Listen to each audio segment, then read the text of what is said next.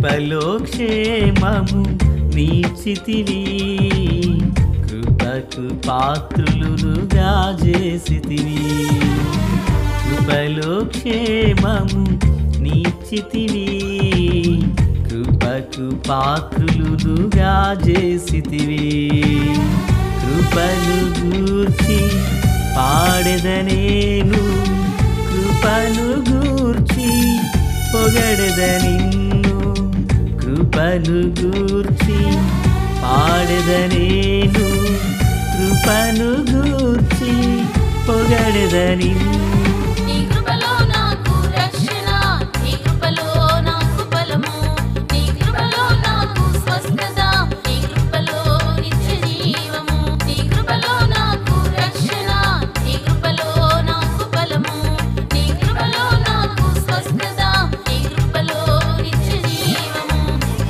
కృపలో క్షేమము నీచితివి, కృపకు పాత్రులుగా చేసితివి.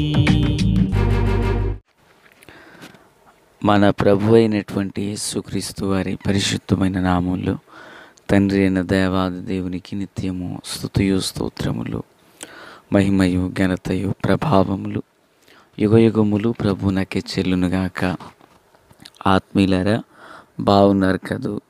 దేవుని మహాకృపను బట్టి మరో పర్యాయము మనం ఇలాగున కలిసి దేవుని దైవవాక్యమును ధ్యానం చేటుకుగాను దేవుడు మనకు అనుగ్రహించి ఉన్న ఈ మంచి తరుణమును బట్టి మనం ప్రభుని ఎంతగానో స్తుతించి బద్దులమునై ఉన్నాము. దయగలిగిన ఆయన ఆత్మచేత సమభూమి గల దేశమున ప్రభువు మనలను నడిపించునుగాక. ఆత్మీయులారా, నేటి దిన వాక్య ధ్యానమై నిర్గమాకాండము 1వ అధ్యాయము 8, 9, 10, 3 వచనములను మనం ధ్యానం చేయబోచున్నాం. 8వ వాక్యం. అప్పుడు యోసేపును ఎరుగని క్రొత్త రాజు ఐగుప్తును ఏలన ఆరంభించెను. ప్రార్థన. మహాపరిశుద్ధుడా, ప్రేమగల తండ్రి, కృపగల దేవ, స్తోత్రం. చదవబడి ఉన్న వాక్యం మీది వినుచున్నవారు మీవారు, మీ దాసుడనైన నన్ను పూర్ణముగా మరుగు చేసి దైవ స్వరాన్ని వినిపింపచేయండి. ప్రభువా, మీ హృదయంలో మేము ఏమై ఉన్నామో ఆ సంకల్పం మాకు వెల్లడి చేయండి. మహిమ పొందండి. ఈ వాక్యాన్ని వినుచున్న మా ప్రియులను దర్శించండి, కృపతో బలపరచండి. యేసయ్య నామమున ఆమేన్. ఆత్మీయులారా, బాగున్నారు కదూ?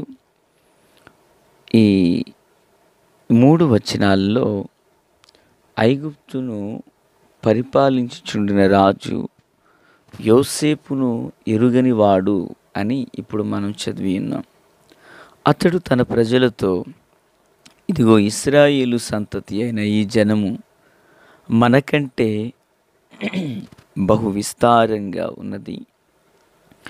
వారు విస్తరింపకుండునట్లు వారి ఎడల మనము యుక్తిగా జరిగిద్దాం.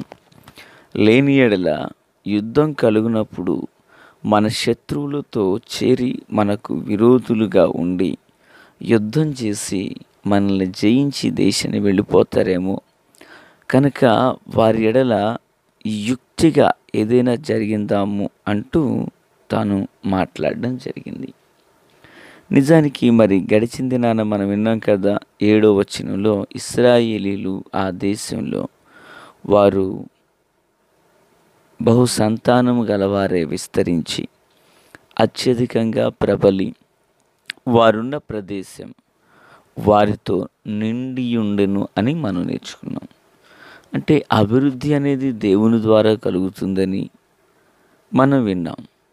అంటే దేవుని ద్వారా అభివృద్ధి చెందిన వీరు, దేవుని సమక్షంలో నిలిచున్న వీరు, దేవుని ప్రజలై జీవించుచున్న వీరిని విస్తరింపకుండగా వారి ఎడల యుక్తిగా ఏదైనా చేద్దాం అని ఈ ఫరో రాజు తన దేశస్థులతో సంప్రదింపులు జరుపుతున్నాడు. ప్రియులారా, దేవుడు అభివృద్ధి చేస్తుంటే, దేవుడు విస్తరింపజేయుచుంటే, ఈ మనుష్యుడు, ఈ దేశస్థులు వారి ఎడల యుక్తిగా ఏదైనా జరిగించి వారికి కీడును తలపెట్టాలని ఎన్నో విధాలుగా, శతవిధాలుగా వారు ప్రయాసపడుతున్నారు. బైబిల్ గ్రంథమందు కొన్ని సంగతులు మీ ఎదుట ఉంచాలని ఆశపడుతూ ఉన్నాను. ఒకసారి ఈ మాట చూడండి. సామెతల గ్రంథం 21:30. యెహోవాకు విరోధమైన జ్ఞానమైనను వివేచనయైనను ఆలోచనయైనను నిలువదు.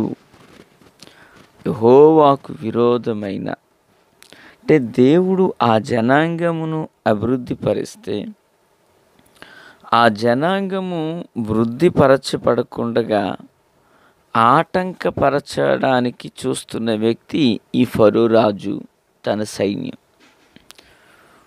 దేవుడు అభివృద్ధి చేసిన వారిని ఇతడు అణచివేయాలనుకుంటున్నాడు. పిల్లరా, మనందరికి వాగ్దానం ఉంది కదా, ఇక విరోధముగా రూపించబడిన ఏ ఆయుధము వర్ధిల్లదు. దేవునికి విరోధమైన జ్ఞానమైన వివేచన అయినా ఆలోచన అయినా నిలవదట. దేవుని పిల్లరా, ఇప్పుడు ఇజ్రాయేలీలు దేవుని వారునై ఉన్నారు, దేవుని సంతతినై ఉన్నారు. దేవుని బిడ్డల గురించి విరోధమైన ఆలోచన చేస్తే దేవునికి విరోధకరమైన ఆలోచన చేసినట్లే కదా. ఇప్పుడు సౌలు సంఘాన్ని హింసిస్తుంటే ప్రభువారు ఏమన్నారు? సౌలా, నీవు నా సంఘాన్ని ఎందుకు హింసిస్తున్నావు అనలా. ఏమన్నారు? నన్ను ఎందుకు హింసిస్తున్నావు అన్నారు. అంటే తన బిడ్డలైన వారికి, తన ప్రజలైన వారికి కీడు కలిగితే అది ప్రభువు నా పిల్లల కిందకి చేశారు అనే దేవుడు కాదు. ఆయన నన్నెందుకు ఇలా హింసిస్తున్నావు అని నిలదీసే దేవుడు. ప్రియులారా, ప్రశ్నించే దేవుడు ఆయన. వింటున్నారు కదూ ఆత్మీయులారా? యెహోవాకు విరోధకరమైన ఆలోచన అయినా జ్ఞానమైన నిలవదో. నా దేవుని ప్రియులారా, క్రీస్తునందు నాకు అత్యంత సన్నిహితులారా, ఇప్పుడు ఇజ్రాయేలుకి విరోధంగా తలంచుచుంటే ప్రభువు ఒప్పుకుంటారా? ప్రభువు తన కార్యాన్ని జరిగించరా? వారు ఎన్ని విధాలుగా శ్రమలు పెడుతున్నా వారు బహుగా విస్తరిస్తూ 12వ వచనం చదువుచున్నాను. అయినను ఐగుప్తీయులు వారిని శ్రమ పెట్టిన కొలది వారు విస్తరించిరి, ప్రబలిరి గనుక వారు ఇశ్రాయేలీల ఎడల అసహ్యపడ్డారట. ఏం చేసిన ఉపయోగం లేదు. చిచ్చి మనం ఎంతగా ప్రయాసపడుతున్నామో వాళ్ళు ఇంకా వృద్ధిలోకి వెళ్ళిపోతున్నారని వారు చేసిన పనులను బట్టి వారి మీద వారికి విరక్తి కలిగించి ఏమీ చేయలేకపోతున్నాం స్వదేశంలో ఉండంటూ వారు అసహ్యపడ్డారట. ఆత్మీయులారా, దేవుని యందు వారుండిన కారణాన, దేవునిలో వారు దాచబడిన కారణాన వారు అంతగా దీవించబడుతూ, దేవుని బిడ్డలైన వారికి విరోధంగా ఎంతమంది ఒక దేశమే తిరగబడ్డా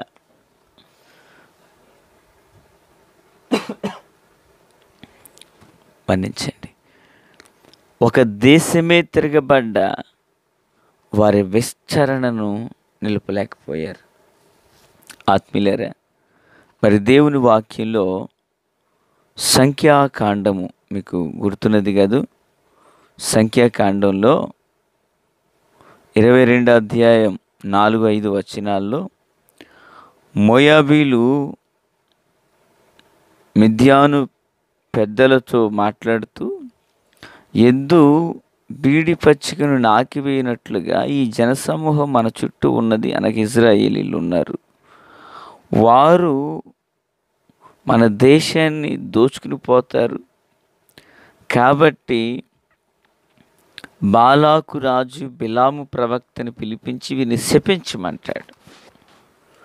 అతడు అంటాడు, ఇశ్రాయేలీల దేవుని చేత ఆశీర్వదించబడ్డారు వాళ్ళు. వారిని ఎంత శపించినా వాళ్ళు విస్తరిస్తారే తప్ప అది జరగని పని అంటూ సలహా ఇచ్చి వెళ్ళిపోయాడు. ప్రియులరా, ఈ ఉదయకాల వేళలో ఈ సందర్భాలు బట్టి మనం నేర్చుకునవలసిన విషయం ఏంటో తెలుసా? ఆనాడు ఐగుప్తులు ఇజ్రాయేలీలు దేవునిలో దాచబడ్డారు కనుక వారిని ఎన్ని హింసలు పెట్టాలనుకున్న దేశపు రాజు వారు విస్తరించి ప్రబలారు. ఇజ్రాయేలీలు వాగ్దాన దేశానికి వెళుతున్నప్పుడు బిలాము ప్రవక్త ద్వారా మరి బాలాకు రాజు ఎన్నో విధమైన శాపాలు ప్రకటించాలనుకున్నాడు. శాపాలను సైతం దేవుడు వారికి ఆశీర్వాదంగా మార్చేశారు. వారు దేవునిలోనూ గొర్రెపిల్ల రక్త ప్రోక్షణంలోనూ కడుగబడి దాచబడిన వారు. మరి ఉదయకాల వేళ ఈ మాటలు వించిన దేవుని బిడ్డ, నీవు కూడా దేవునిలో ఉండు, వాక్యపు వెలుగులో ఉండు, క్రమమైన సహవాసంలో నిలిచి ఉండు. దేవుని బలిష్టమైన రెక్కల నీడ సురక్షితముగా దాచబడి ఉండు. నీకు విరోధముగా రూపించబడి ఏ ఆయుధమును వర్ధిల్లదు. నిన్నే కానీ, నీ చేతి పనినే కానీ, నీ వ్యాపారాన్నే కానీ, నీ ఉద్యోగాన్నే కానీ, నీ కుటుంబాన్నే కానీ ఏ మనుషుడు ముట్టజాలడు.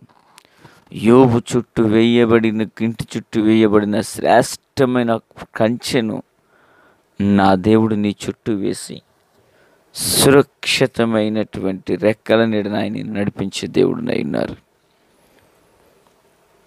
మిమ్మల్ని ముట్టినవాడు నా కనుగుడ్డును ముట్టిన వానితో సమానుడు అంటూ ప్రభువారు మాట్లాడుతున్నారు. ఉన్నతుడైన మహాప్రభు యొక్క కృప మన ప్రాణ ఆత్మదేహ శరీరాలకు తోడై నడిపించునుగాక. ఆమేన్. తండ్రి దేవా స్తోత్రం. వాక్యమందరి హృదయాల్లో ఫలభరితం చేయండి. మీ జీవంతోనూ కృపతోనూ బలముతోనూ నింపి నడిపించండి. ఆశ్చర్యకరమైన మీ సన్నిధి మా అందరికీ తోడై ఉండునుగాక. బలపరచండి. యేసు నామమున ఆమేన్.